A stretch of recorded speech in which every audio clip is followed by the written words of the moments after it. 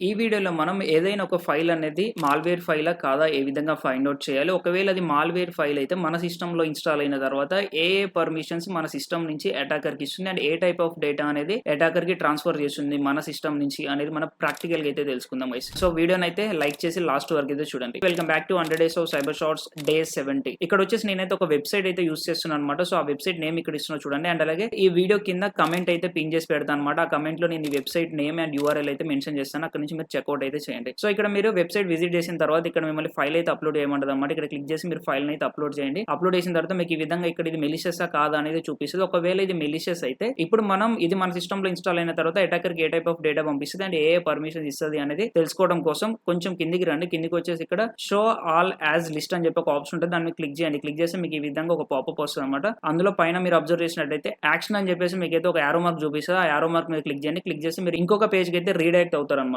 ఓకేనా? సో ఇక్కడ మీరు సైడ్‌కి చూసుకున్నట్టయితే మీకు ఫైల్ డీటెయిల్స్ అని ఒక ఆప్షన్ ఉంటుంది. దాని మీద క్లిక్ చేయండి. క్లిక్ చేసి మీరు కొంచెం కిందికి వచ్చినట్టయితే ఇక్కడ మీకు ఫైల్ పర్మిషన్స్ అని చెప్పేసి అయితే ఉంటాయి అన్నమాట. సో ఇక్కడ కనిపించే పర్మిషన్స్ అన్ని అటాకర్‌కి వెళ్ళిపోతాయి గైస్. ఓకేనా? సో ఈ విధంగా మీరు ఒక ఫైల్ అనేది మెలిషియసా కాదని తెలుసుకోవచ్చు. అండ్ అలాగే అది మెలిషియస్ అయితే ఏ పర్మిషన్స్ అటాకర్‌కి వెళ్ళిపోతాయి ఏంటి అనేది ఈ విధంగా అయితే మీరు తెలుసుకోవచ్చు అన్నమాట. ఐ హోప్ మీకైతే క్లియర్‌గా అర్థమైంది అనుకుంటున్నాను. థాంక్యూ.